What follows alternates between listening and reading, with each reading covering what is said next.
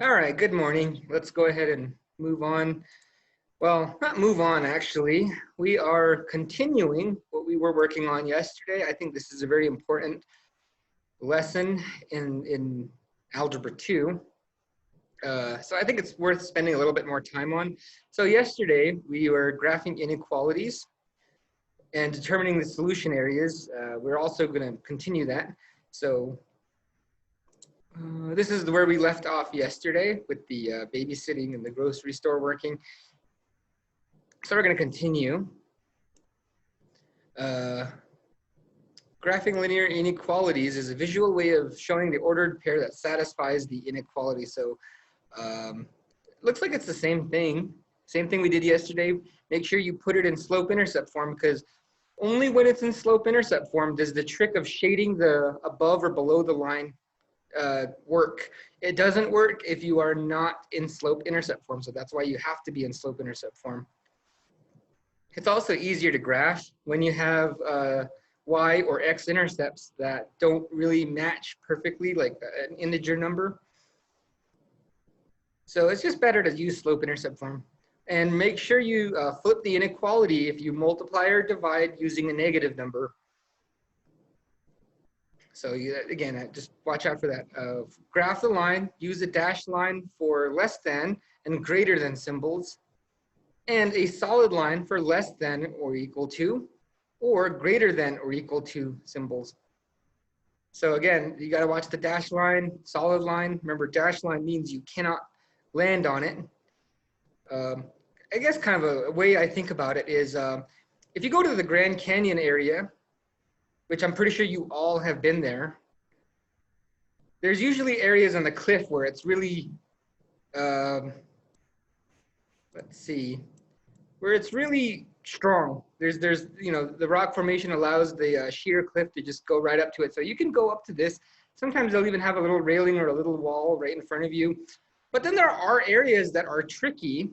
And one that kind of comes to my mind is like around Horseshoe Bend, where you have something like this, where the cliff is not very sharp.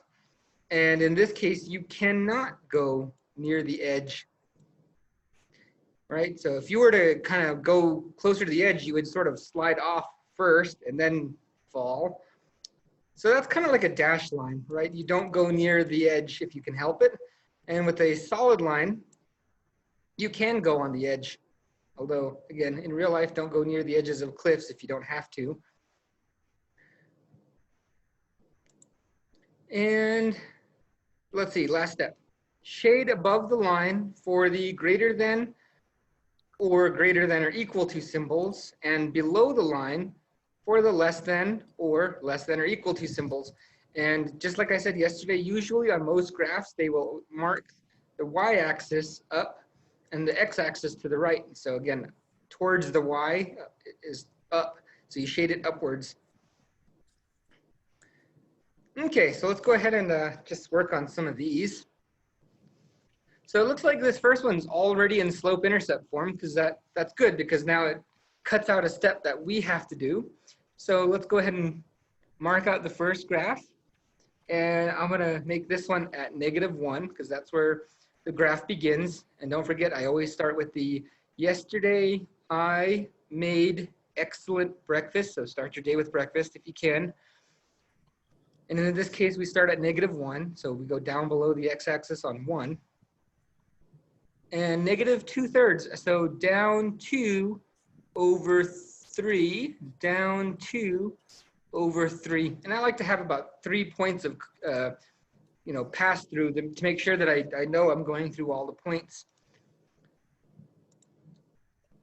And do your best to go all the way through the line. Again, no little wimpy lines like this, all right? Because these lines, they go on and on forever, and you are going to need to shade them.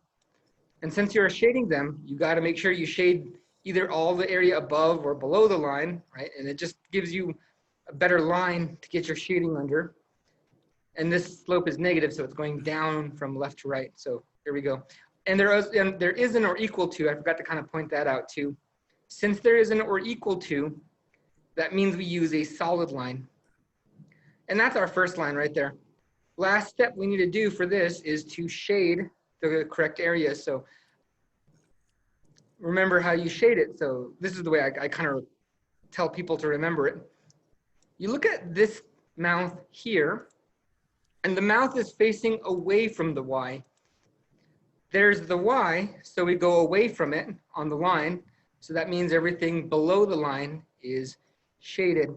And every line, unless it is like a straight vertical line, right? Unless it goes straight up and down, every line has a bottom and a top, even if it is really steep. But yeah, every line has a top and a bottom. So there's our first line, and this is exactly like what we did yesterday, but here's where it gets a little bit different from what we did yesterday, and that is we have a second line. This is a system of inequalities. So system means that there's more than one of them. So let's go ahead and graph this line. So we got -8, which is,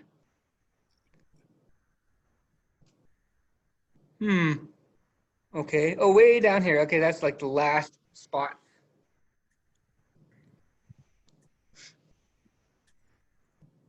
Now we follow the slope. So up 1 over 2, so follow the rise and the run. Up 1 over 2, I'm sorry, up 1 over 2. Up 1 over 2, up 1 over 2, up 1 over 2. Now, if we were graphing ordinary systems of equations, that's equations, not inequalities where we don't have to shade it, this would be our solution. But it's a little bit different when you are working with inequalities. With an inequality, it's not where they intersect. That's not the solution area. I'll show you where the solution area is. Let's go ahead and complete this one. So now that we have the line graphed, we have to shade one side of the line. So to shade that, let's go ahead and look at our Y. So in this case, the mouth is open towards the Y.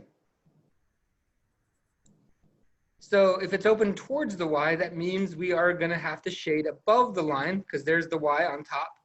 And most graphs have that Y area. The X and the Y axis marked on the top and to the right, so the positive directions of each of those. Now, what exactly does this mean? You might be thinking, because, well, we just shaded a whole bunch of things.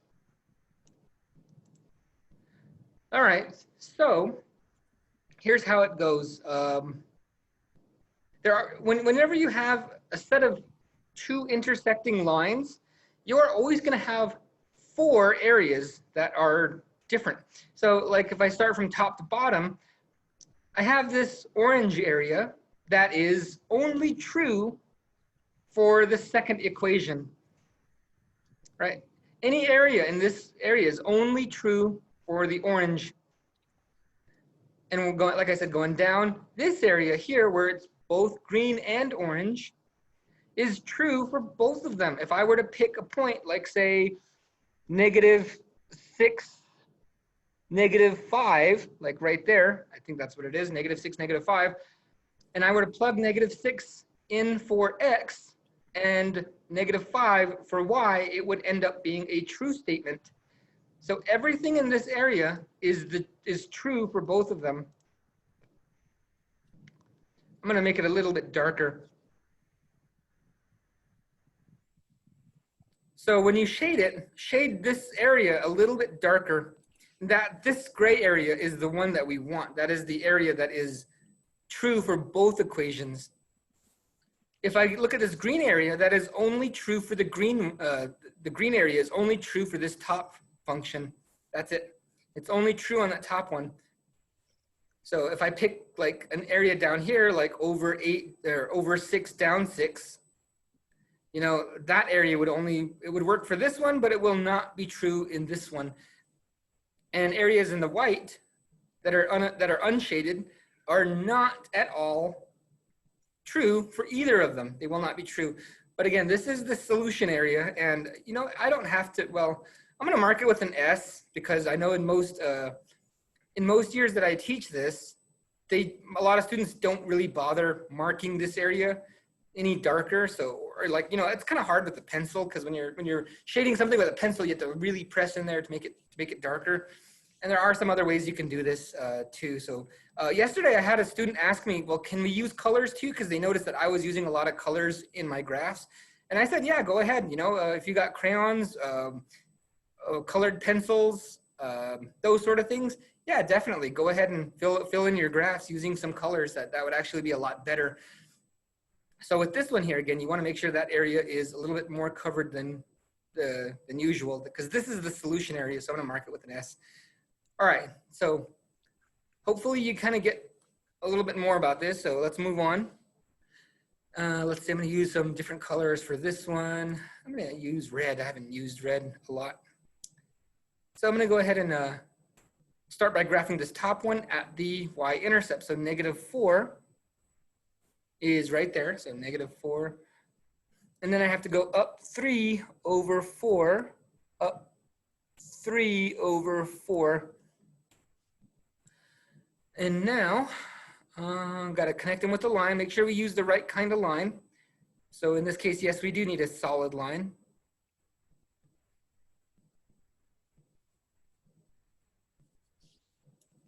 Try our best to connect the lines. And there we go. Now we just got to shade one side of it. And we got to look at this mark here. So that mouth is facing away from the Y. So there's the Y, and we need to go away from it. So that means the bottom of the line is shaded. So again, all this area is true for the red line.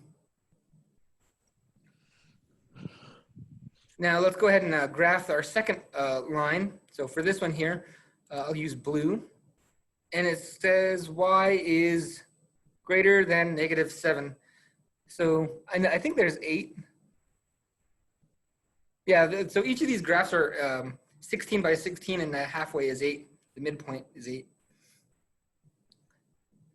So let's go ahead and mark that at -7. And for this one, it looks like we're going to need a dashed line. So I'm going to go ahead and mark off a dashed line here. There we go. So that's the dashed line.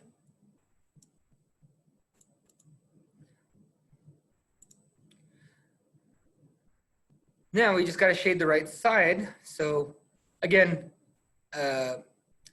this one doesn't have an X, and I was saying earlier that every line has a top and a bottom. Well, this one definitely has a bottom and a top.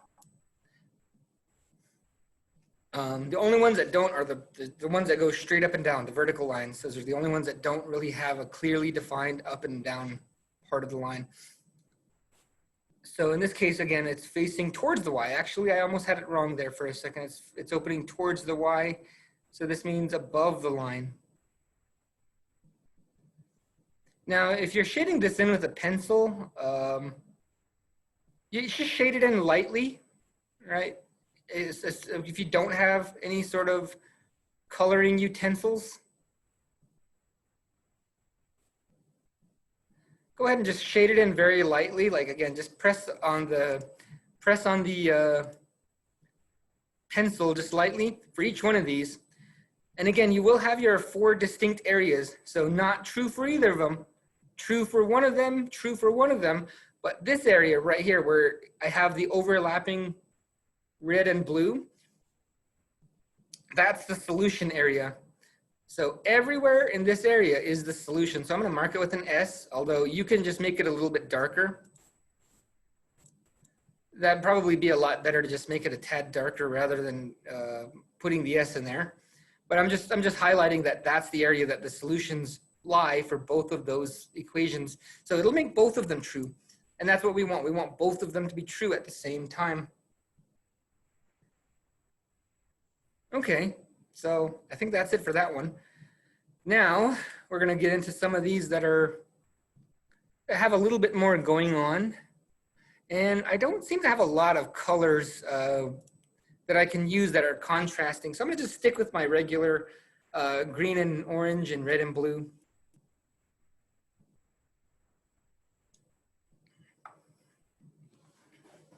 So let's go ahead and start with our first step, and that is to put these into slope-intercept form. So for this top one here, I'm going to need to minus x from both sides. Now, if I minus x, it's going to disappear off of this side, but it's going to be reappearing on this side here. So it'll be negative x plus 1.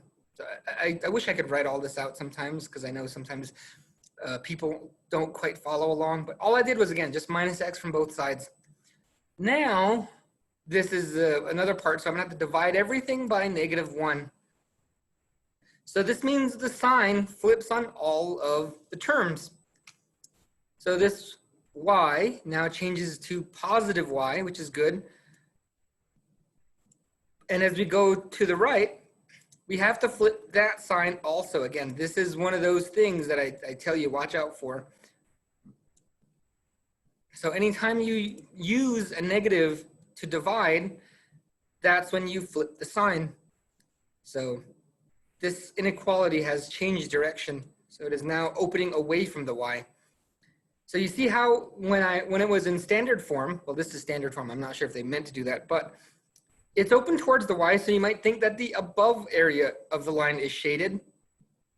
But when you put it into slope-intercept form, it's actually away, so it'd be the bottom portion of it. So again, that trick only works when it's in slope-intercept form. It does not work when it's in standard or any other form.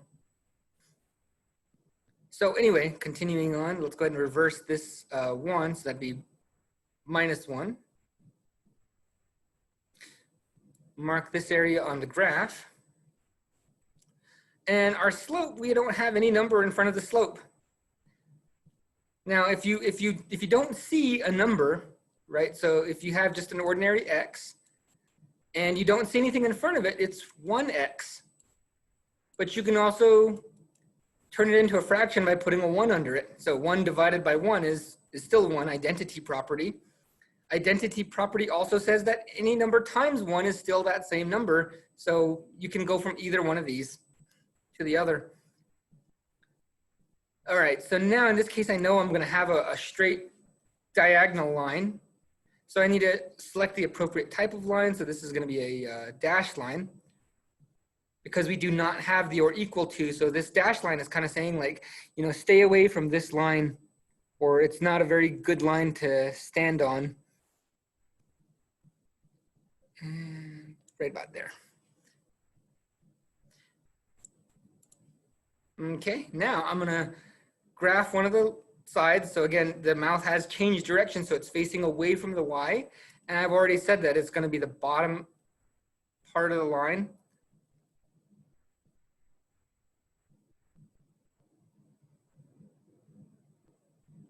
So I'm gonna shade that bottom area. Okay, there we go. Got it. Now I need to graph this second line.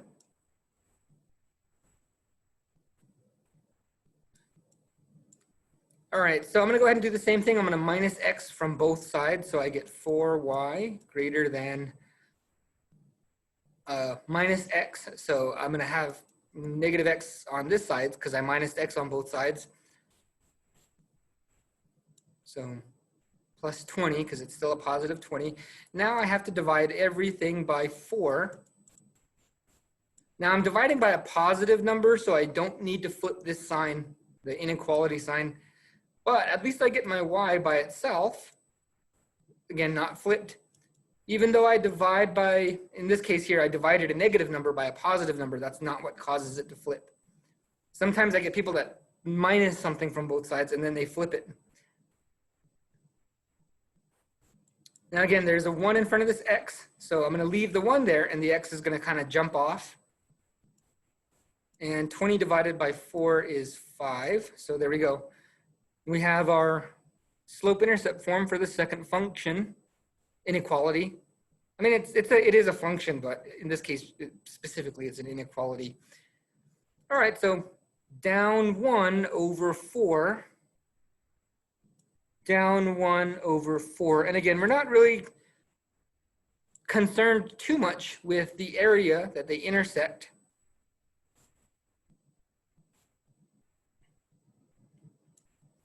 That's a little bit less important because now we're looking for the solution area, which we don't know where it is just yet. So now we got to shade a part of the line. So look at the mouth, and it's open towards the Y. So there's the Y, we go towards it.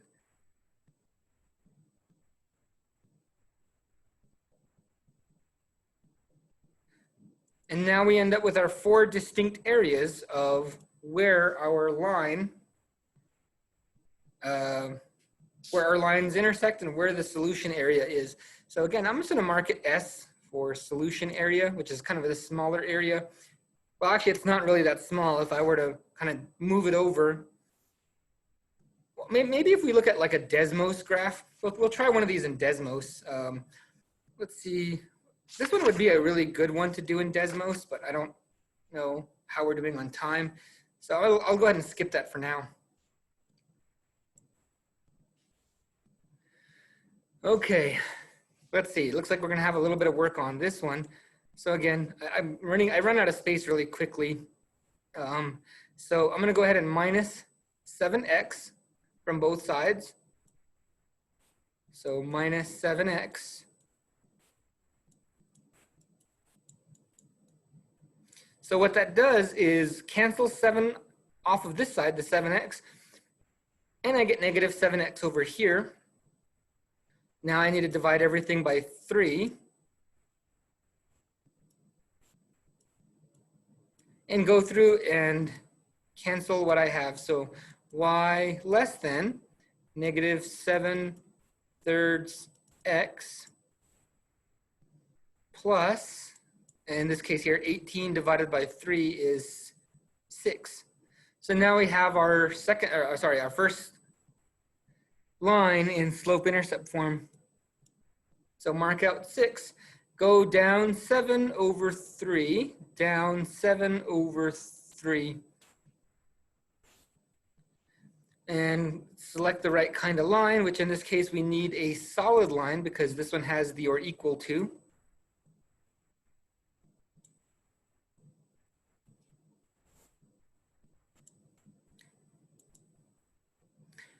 And now let's go ahead and shade it. I need the highlighter tool. And just in case this mouth switches, we got to look at this one, not this one up here. We got to look at the one that's in slope-intercept form. So in this case here, the mouth is open away from the Y. So there's the Y, and we need to go away from it. So that we need to shade the bottom part of the line. And even though this line, again, is very steep, it still has a bottom. This area, you know, like you see some houses, they have a really steep roof. Not out here though. It doesn't rain or snow enough to have roofs that steep. You know, most roofs are kind of like that. But then in some areas where it snows or rains a lot, they'll have really steep roofs. Like if you drive around Flagstaff, you'll notice that some of the houses are like that. And that was like back before global warming, and it used to snow a lot in Flag, but now it doesn't really snow as much. In fact, this year we haven't had very much snow at all, and we've had like no rain. Anyway, let's go ahead and get to this next one here. So let's go ahead and start graphing this one here. So I'm gonna have to get rid of this x here. So minus 2x from both sides.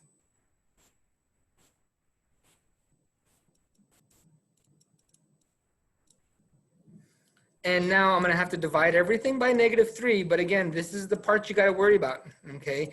Since I'm dividing using a negative number, that means I'm gonna have to flip the sign. So again, we're gonna have to change the direction of this, and I'm gonna write it down first. So sometimes when I'm working on these problems, and this is kind of a habit I've been bad at lately, as soon as I know something's gonna happen, like as soon as I know the sign's gonna change like to a negative, or in this case, the inequality is gonna flip, I do that first. So I'm gonna write that so that way I don't forget it, because I will forget things from step to step. Now, that gets rid of the -3, so we now have just y. This is a negative divided by a negative, which you remember is positive, so that's gonna be positive 2/3 x. And a positive divided by a negative is negative. Oh, why am I got carried away talking about the x here? So No, we're not dividing by x. We're just dividing by -3. All right, and that's going to be -3. So now we have this in slope-intercept form. Let's go ahead and mark out -3 right there. Up 2 over 3, up 2 over 3. And I like to have 3, about 3, enough to where you can really tell where the line is headed, you know, because the wider the points are, usually the straighter the line you will have, especially if you're creating your own line. So in this case here, we still need the solid line. So I'm going to go ahead and select the solid line again.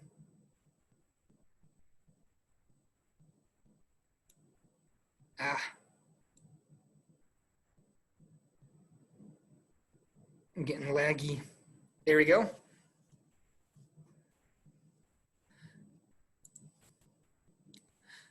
All right, now we got to shade it. So because this inequality direction changed because we divided by a negative, that means it looks, if we look at the original, it might look like it's facing away from the y, but when we put it into slope-intercept form, and again, it only works when you put it in slope-intercept form.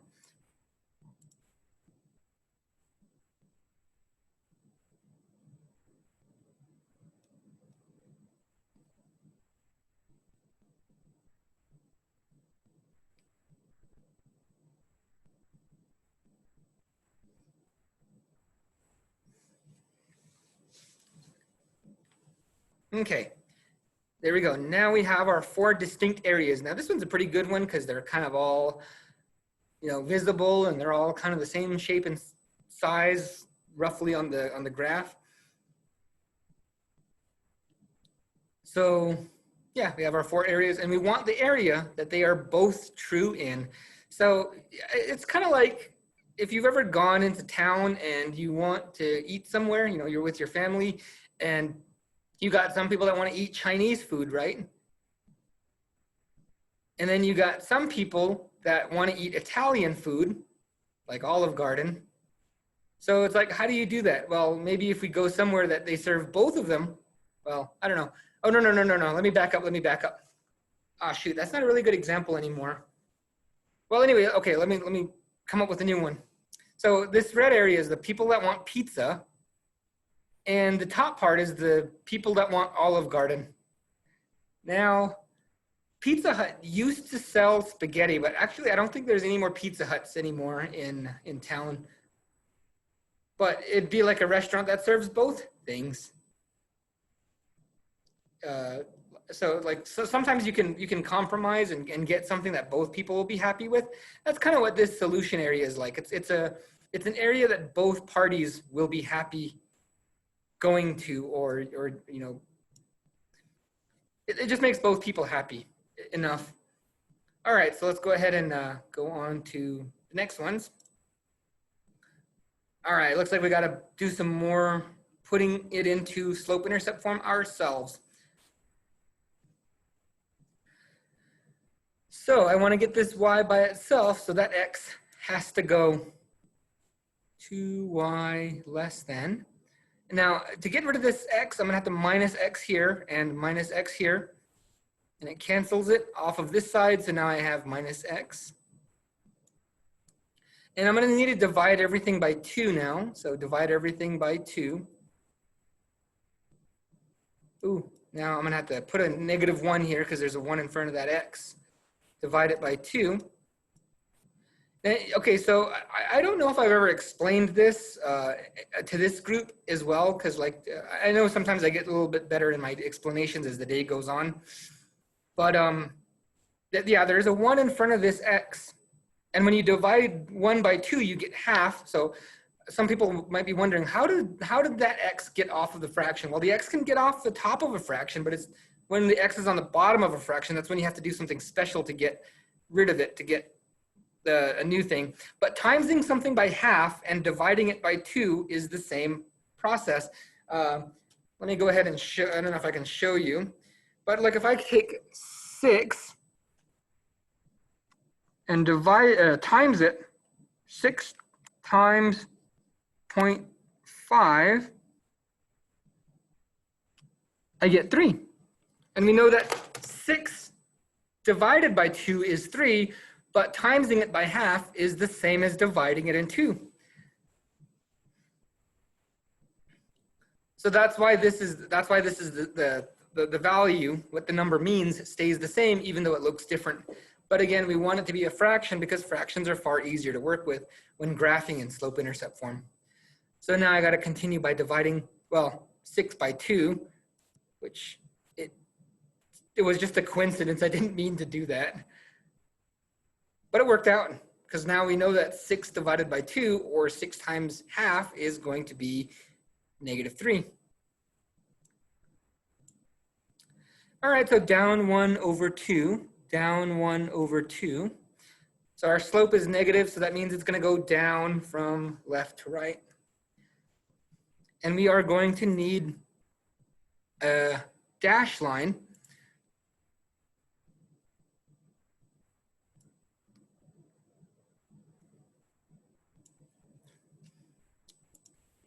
Which brings us to the sponsor of today's video, Dashlane, the VPN that allows you to remain hidden on the internet.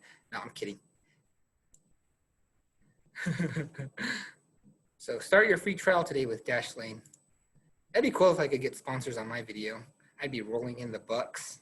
Anyway, y less than, so we go away from the y, so that means we gotta shade the areas below the line.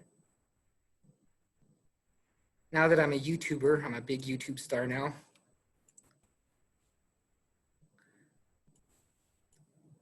All right, so that's it for that one. Okay, now this one here, I can see that this is already negative. My y value is negative, so that means we're gonna have to flip the sign.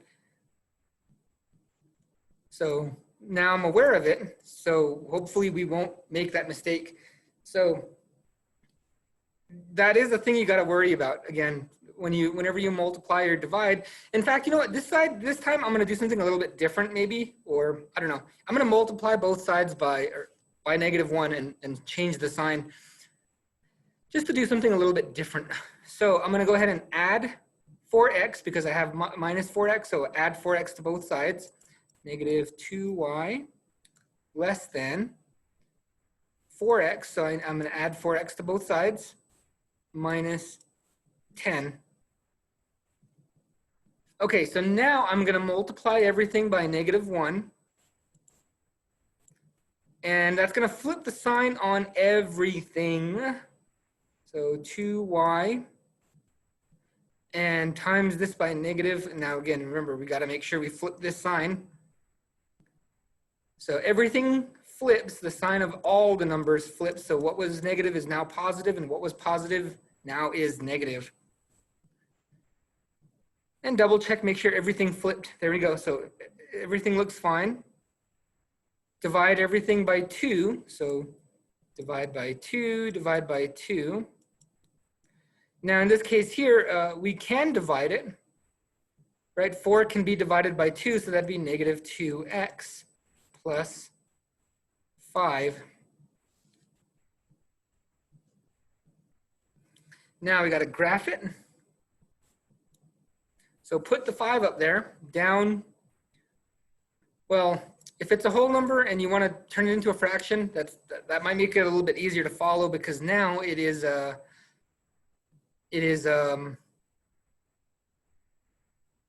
fraction, so now you can see the rise over the run. There you go.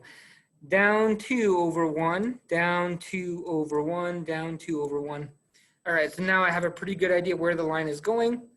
In this case, it looks like I'm going to still need the dashed line.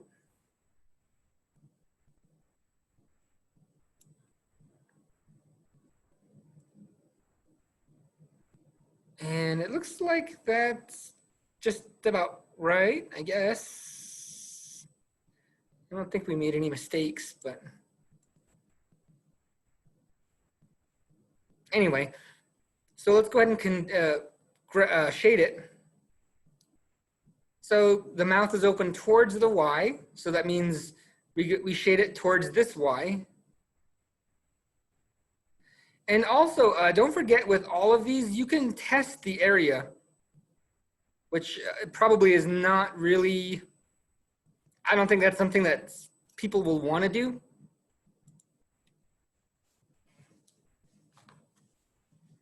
I don't know if that is something that people would want to do, but you can take a point and plug it in.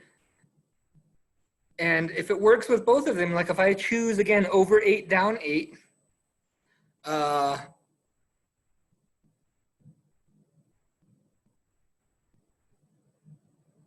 over 8 down 8, it'll make them both true. Now I just kind of noticed that this thing looks like the Irish flag with the green and the orange.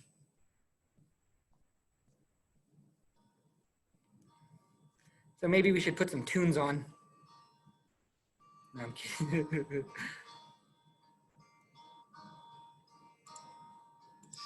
old acquaintance be forgot and never brought to mind? Should old acquaintance... No, I can't play anymore because of copyright. I'm gonna get copyright striked if I play anymore. I'm kidding.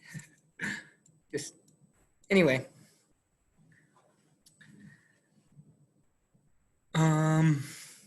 All right, so I need a -4 from both sides.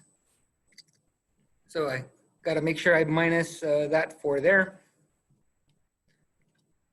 And now it looks like I'm gonna have to divide everything by 5 or -5. So divide by -5, divide by -5. Y.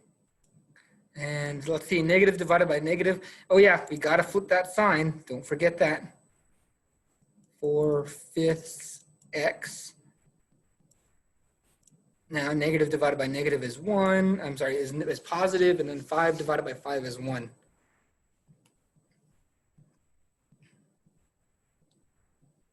Okay, now we just gotta graph it. So mark out 1, and then up 4 over 5.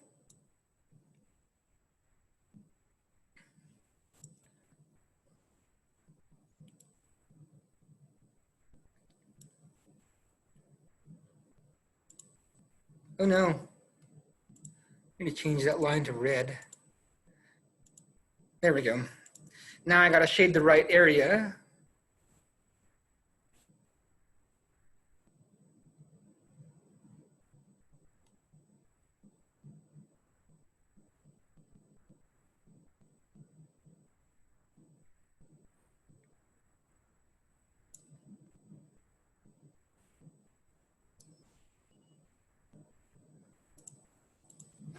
And there we go.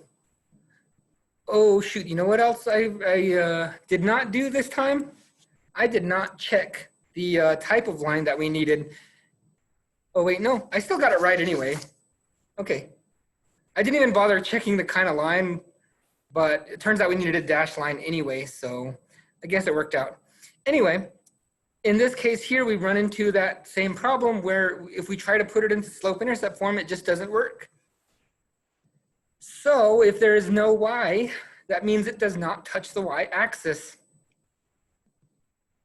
So if I go to x and x of -1, that's going to look like this. So there's -1 on the x-axis, and we marked it out.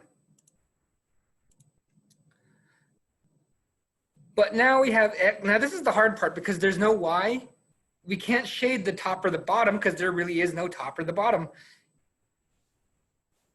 So we're going to have to do that same thing. If you remember from the lessons where we had to mark something out with a hollow circle or something, and I want x is less than -1. So if this is 0 and this is -1, you know, we got to say, okay, well, which way do I go? Well, if I pick -3, if I put -3 in for x, that'll make it true. Because even though they're both negative, I want the one that is the lower number that's negative. So that means we got to go that way. So that means this side of the graph is the side that is shaded.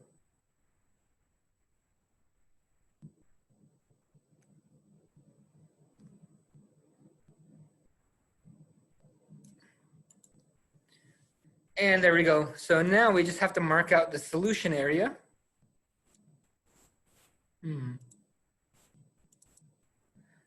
which is this one here and that one there.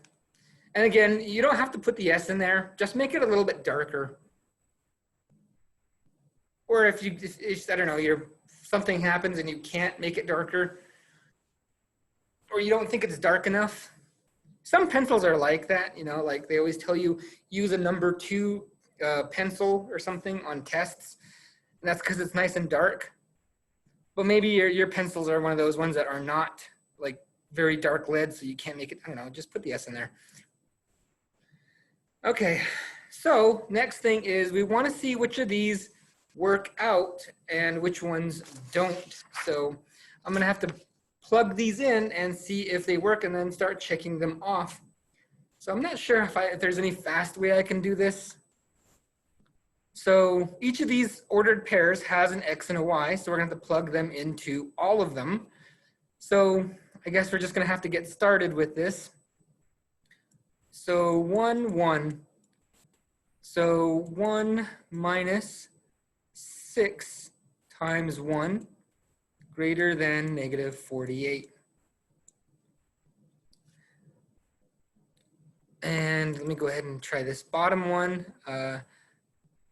2x, but again, x is 1, plus 3y, which y is also 1, less than 9. Now we want to check them to make sure it's kind of true on both of them. Now, if you had a little bit more time and space, you could probably work each one of them out, but I'm going to kind of just, I kind of hate to do this mentally, but if I did, I'd run out of space really quick. So 1 minus 6 times 1. So 6 times 1 is 6. 1 minus 6 is negative 5. Negative 5 is greater than negative 48. So that's true. So it works with this one. And I plug in 1, 1 into the second equation. 2 times 1 is 2. Plus 3 times 1, which is 3, which is just 2 plus 3 is 5. 5 is less than 9, so that's true for this one. So this is a solution that works on both of them.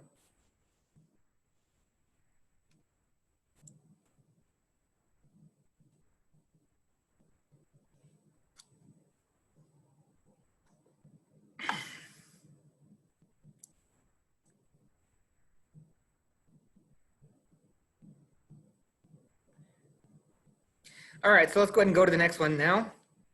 9 and negative 2. So I'm going to mark that one here, 9 and negative 2. So I'm gonna plug it in the same way, but I'm gonna try to do a little bit of evaluating as well. So x is 9 minus, and then 6 times y, which in this case 6 times negative 6 times negative 2 is going to be 12. Now I can already tell this one's true. So 12 and 9 together are going to be 21, but that's positive. And remember, positive numbers are always greater than negative numbers. Let's go ahead and plug that same point into this bottom equation here. And 2 times x, so there's x is 9, 2 times 9 is 18, plus 3y, so 3 times negative 2. So that's a negative number. So negative 6 less than 9. So 18 minus 6 is 12. 12 is not less than 9, so this does not work. So even though it works for one of them, it does not work for both of them. And again, we want it to work for both of them, not just one of them. So the 9, negative 2 ordered pair is not an equation, is not a solution. All right, 3 and 4. So this is our 3 and 4. So 3 minus, and 6 times 4. 6 times 4 is 24.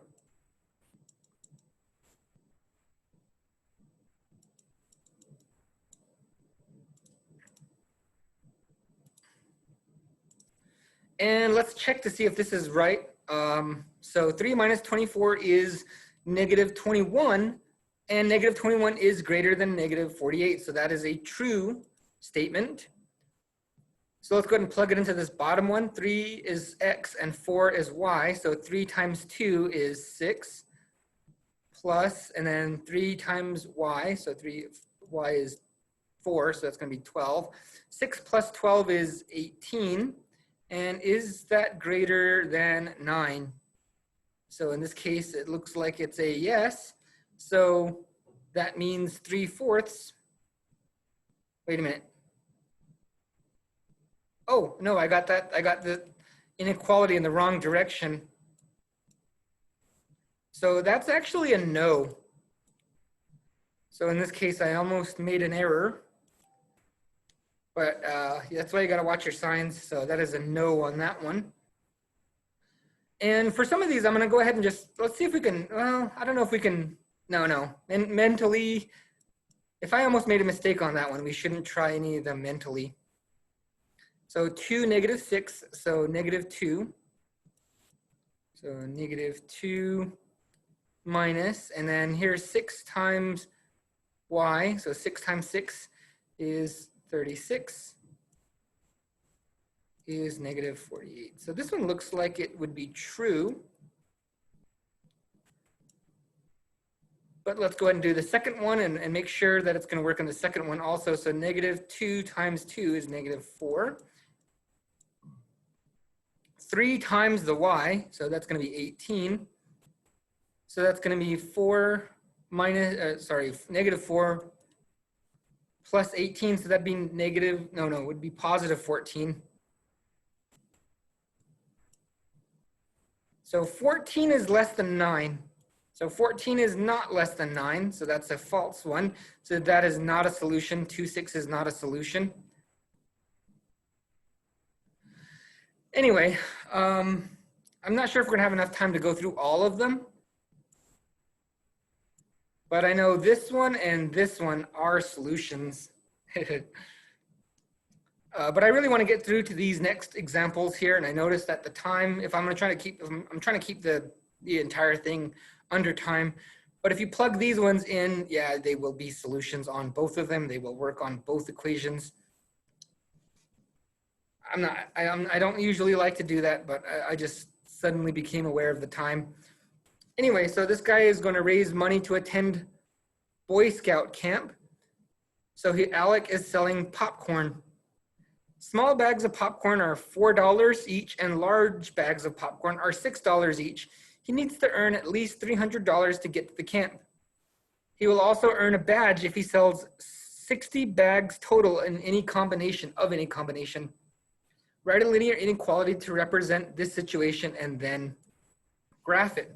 So in this case here, let's go ahead and identify the variables first. So x is the small, oh, not that, small, and I said y, I said x, and this is the large, so that this would, I'm going to change that to x. And then I'm going to have to put it into the thing that, so 4 times x, so that's $4 a small, and what was it, $6 y, and he needs to get at least $300. Now, which way the mouth opens is a little bit of a tough thing, but you got to ask yourself, which side do you want to have bigger? Do you want the 300 side to be bigger, or do you want the sales to be bigger? In this case, we want the sales to be bigger than 300. So if you're not sure, just write it anyway and see if it makes sense. Now, in this case here, sales less than 300, that doesn't make much sense because you want more sales than $300. If you're not sure, you might just sort of, because I kind of run into this all the time too, and sometimes if I'm not sure, I'll just put an equal sign in there and then decide at the last minute which way it's going to go. Now let's go ahead and put the next one in here, and there's a second part where it says if he sells 60 bags of any type, and again, you want the bags of popcorn to be more than 60. So let's say he sells 30 small and 30 large. He'll get the badge in that case. Now the next thing we have to do is put him into slope-intercept form because we got to graph it. So I'm going to minus 4x, so 6y minus 4x, and I get y greater than negative 2/3 x. Now I can't type a fraction with this type of type font. So I'm just going to go ahead and use the slash, but that should be a fraction. And this one's a pretty easy one because all I have to do is minus x from both sides. And there we go, we got it. So now we just have to graph it on our graph. So let's see, what are we given here? 1, 2, 3. We could probably go with 10, or each of these things means 5. So 10, 20, 30, 40, 50, 60. So we'll make 60 here. And let's go ahead and graph these. So down 2 over 3. So with these also, with the scale, I can still go down 2 over 3. And if I look at what's going on, I'm going down 10 over 15, down 10 over 15. But if I simplify 10 over 15, I get 2 over 3. Now, these should also be or equal to,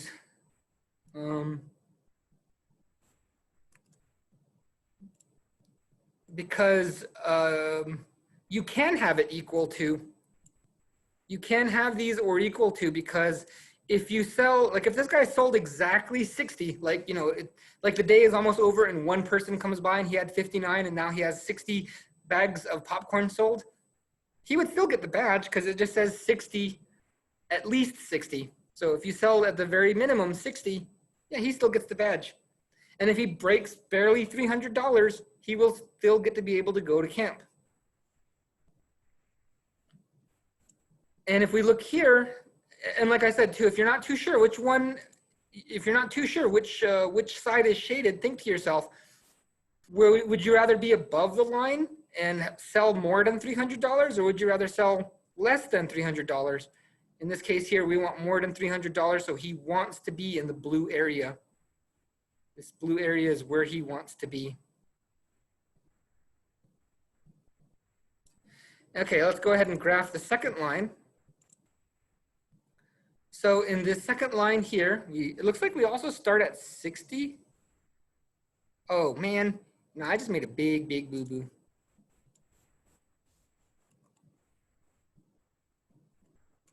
We were supposed to start at 50. Luckily, I'll just follow the exact same graph. This one starts at 60.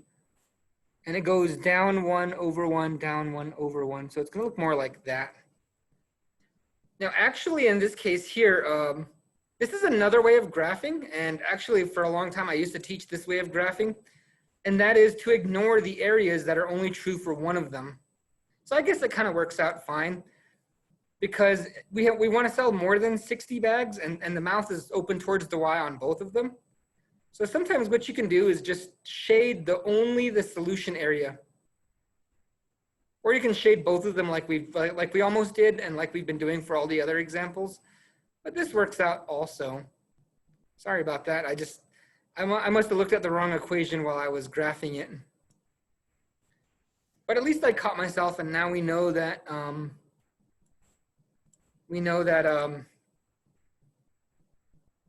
you know, they're different numbers. So let's see. We just need a couple of them. So if he sells 10 small, which male, if he sells 10 small, how many large is he going to have to make up? So Y is the large. So he'd have to sell about 60 of those in order to make up for it. Because if he sold 10 small and 60 large, that would make him end up right about here. Maybe people really want the large ones, right? Because, you know, you go to the movie theater, how many people buy the small ones? Like nobody. Everybody always wants the large ones. But maybe nobody's going to buy the other ones, or maybe it's going to be kind of closer. Let's say that maybe it's more closer to SNIL. Why am I putting I's in there? So let's go ahead, 10, 20, 30, 40, 50. So if he sells 50, and we want him to definitely be in the purple area, but we want to keep it kind of realistic. So that would be about 40. There you go. So if he sells 50 small, he would have to sell 50. I'm sorry. If he sells 50 small ones, he would need to sell at least 40 large ones in order to get the, and you can pick any area, anything in this area here. All right, if he sold 100 of them, of each, that'd be really good. He'd be like way up here. And he would definitely get the badge, and he'd definitely get the 300 bucks he needs. But again, you can pick any number you want as long as it's in that area. If you pick something like in this area, like this point here, no, that's not going to work. He's going to get one of them, but he's not going to get both of them. Right? So in this area, he'll probably get the badge, but he won't get the $300 if he keeps selling these ones. If he sold this number here, he'll get the $300, but he won't get the badge. But again, we want that purple area that has both areas because he wants both of those things satisfied. Okay. Greg needs $1.60 in stamps to mail a package, although actually just 3 months ago they stopped doing that, so now you gotta pay it by weight now. Anyway, he needs $1.60 to mail a package, and he has 28-cent stamps and 4-cent stamps. He can use no more than 24-cent stamps, and he only has one book left. Write an equation of systems of any linear inequalities to represent this situation, and then graph it. So it looks like he has two different kinds of stamps. So X is the 4-cent, and well, it mentions 28 first, so let's go with 28. So 0.28. And the other one is going to be 4 cents. So Y equals 4 cents, so 0.04. Now in this case, we're talking about the types of stamps.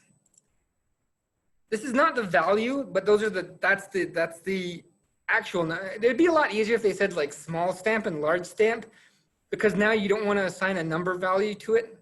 But when it says 28, you want to make sure, I don't know, this is a little bit confusing the way it's worded. I understand. I'm having to think about it just a little bit myself, because, oops, that's not 4. 4 cents is like this. The other one would have been 40 cents. And it says here, he needs at least $1.60. So at least $1.60.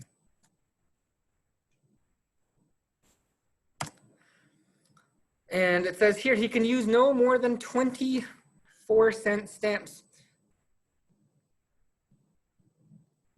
So Y less than 20.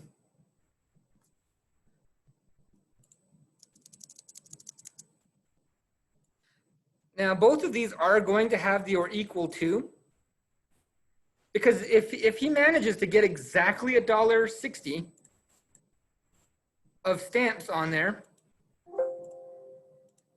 he will still get it. Now, there's supposed to be a decimal right here because that's $1.60, not 160. Now we're gonna have to graph this a little bit. Oh man, I'm gonna take all of this. Darn it. Okay. Shoot.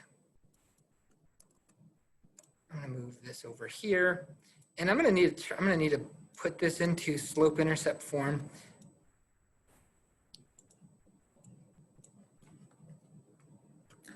All right, so to turn that top one, I only need the top one to be in slope-intercept form, so I'm not going to be dividing it by any negatives, so that's not going to flip the sign.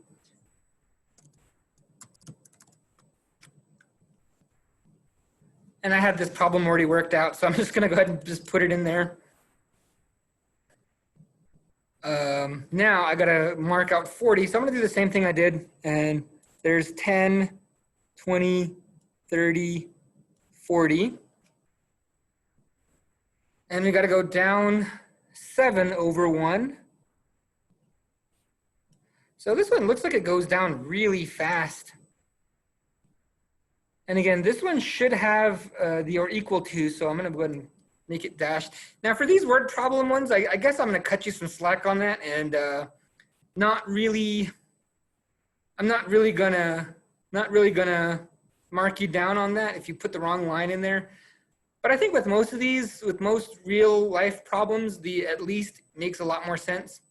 Now the above the line should be shaded, so I'm going to go ahead and mark here, because again, it makes sense that if he uses more than $1.60 of stamps, yeah, I mean, if he puts $2 worth of stamps on there, the mail place is not going to be like, you paid too much, we're going to not mail it for you. No, they're going to mail it, definitely. And in this case here, y greater than 20. So y is greater than 20 because he can't use more than this many stamps of the 4-cent variety. This will tell all the possibilities that he can use for that. So again, he cannot use more than, so the y is, the mouth is facing away from the y. So that means the below line is shaded. So I'm going to just put some arrows here. And again, this is how I used to teach it, but I don't know. I try different things every year, see which one sticks better. But now I'm looking for the area that the arrows are pointing towards each other at, and that is this area here. So in this area, that is the solution area, because he uses less than 20 of the small stamps, and I'm just going to call them small stamps, and it's more than $1.60. So if he were to use, let's say, 15 of the small, 15 of the large stamps, these are large, but actually that's not really realistic. I'm pretty sure he would want to get right on the line. So if he used 5 of the large stamps, 5 large stamps, and again, I hate to call them large and small, because the stamp itself isn't changing size, it's just the value of that. And he would need about 15, looking at where I put that dot, he would need 15 of the small ones.